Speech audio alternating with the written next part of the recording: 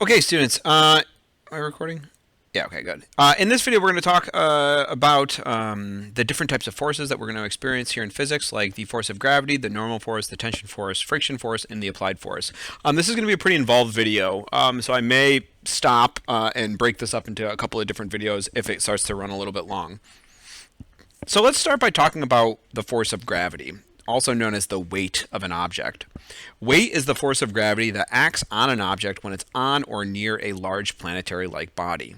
When we're on the surface of the Earth, we can quickly calculate the force of gravity acting on the object using this nice representation. All right, the force of gravity, F of g, which is also equal to the weight of an object, is equal to the mass of the object times g, the acceleration due to gravity of the object. Of course, this only works on the surface of the Earth. Okay, so you got to be on the surface of the Earth, and you got to be interested in the force of attraction between the object and the Earth itself. If you're like on a way out here in space, it's not going to work. If you want to know the force of attraction between two objects on the surface of the Earth, it's not going to work. It's got to be between an object and the Earth itself. And we say that weight is always directed towards the center of the Earth. It's always directed down, so we know that convention. Now, the force of gravity is considered to be a field force. So what this means is that it can act without physical proximity, right? If I want to apply a force to the desk that's in front of me, I have to be in physical contact with it to push it. Gravity doesn't have to do that. Instead, it acts through a field.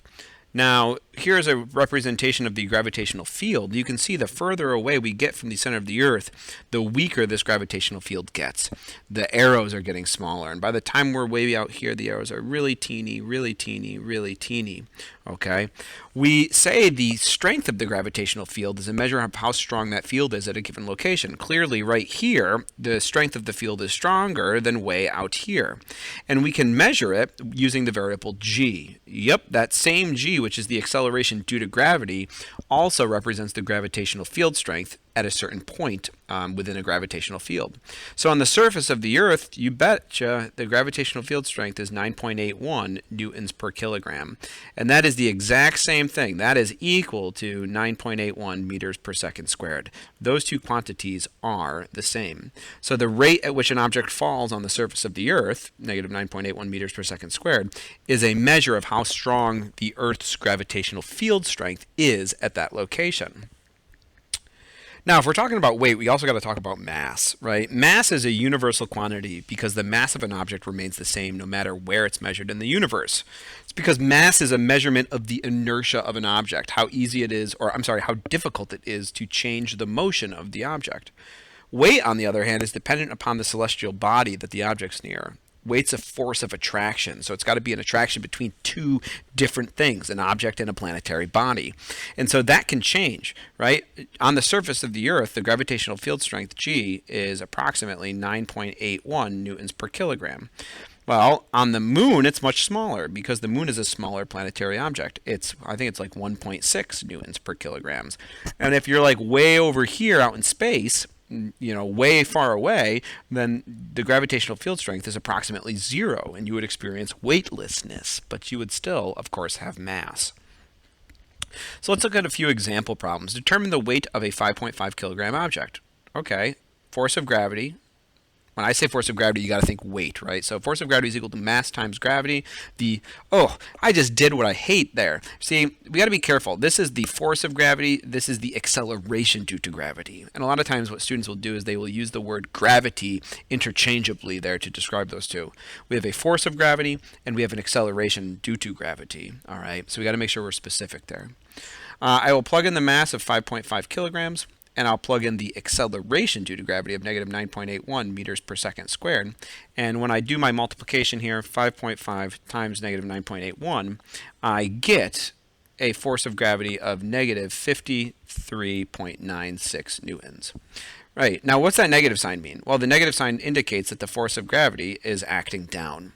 A lot of times what we'll do is we'll reference the magnitude of the force of gravity. So a lot of times we drop the negative sign and we assume that it is implied that gravity is always pointing down. Okay.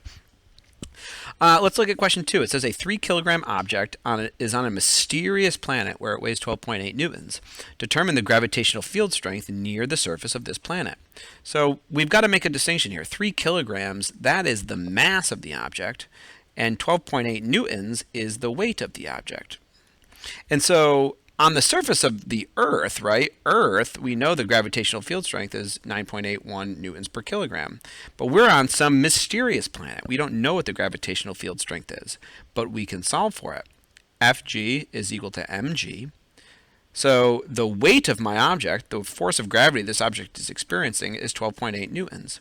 The mass of the object is 3 kilograms, so the gravitational field strength, g, we can get by just dividing by 3. And when I do that, I see the gravitational field strength here is approximately 4.27 newtons per kilogram. It's significantly less than the gravitational field strength on the Earth, okay? So the object should weigh less. See, on this mysterious planet, the weight is only 12.8 newtons. If we were on the Earth, though, what's the weight of the object on Earth?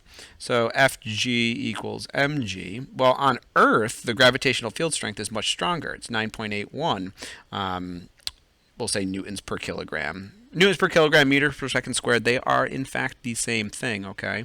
And so if I do this here, we see the weight of the object being 29.4 newtons, much higher than the 12.8 newtons on the mystery planet. Lastly, it says determine the force of gravity acting on a 110 Newton object. So here's my object. What is the force of gravity here? Trick question. It is 110 newtons, okay? What we were given right here is, in fact, the weight of the object. So sometimes you're given the object's mass, sometimes you're given the object's weight. You have to be able to distinguish which two you have. Newtons is weight, kilograms is mass. Now let's move to a different force, the normal force. Fn is a force that a surface applies to an object that it is in contact with. So here we have a box that is on a flat surface. There's the force of gravity which points down. The surface is applying a force that points up in this case, sort of counteracting the force of gravity. Now, we're not going to say that the normal force always points up. Instead, we'll say that the normal force always points perpendicular to a surface. So on a flat surface, perpendicular to that surface is straight up. But on, say, like a slanted surface or an inclined plane, well, now straight up is not perpendicular. Instead, the 90-degree angle, the perpendicular angle, sort of points outwards like this. These problems are really easy to solve. These problems are really difficult to solve, and we'll try to solve some at the end of this video here. So let's look at an example. It says a block that has a mass of 2.5 kilograms is stationary on a table. So there it is. Determine the normal force acting on the block. Well, let's draw some other forces. We know there's a force of gravity that points down, and on a flat surface, the normal force points straight up, Fn. It says that the block is stationary. So if it's stationary, it tells us that we are in equilibrium, meaning these two forces have to be equal. So if I want to solve for the force, the normal force, I just have to solve for the force of gravity. So I have 2.5 kilograms times negative 9.81 meters per second squared. 2.5 times negative 9.81 gives me a force of gravity of 24.5 newtons. So the force of gravity points down with a magnitude of 25.4 newtons, or 24.5 newtons, and the normal force points up with a magnitude of 24.5 newtons. Equal and opposite here. Now, tension can kind of be thought of similar to the normal force. Tension is the force that is applied to an object by a rope, string, cable, wire, or chain, and it always is directed along the rope away from an object. And it sort of counteracts the force of gravity when we hang objects, right? When objects are hung from like a ceiling, they're stationary, so they must be in equilibrium.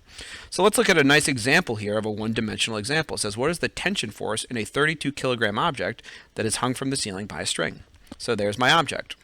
So we know I have a gravitational force, Fg, which points down, and there's a tension force, Ft, which points away along the rope.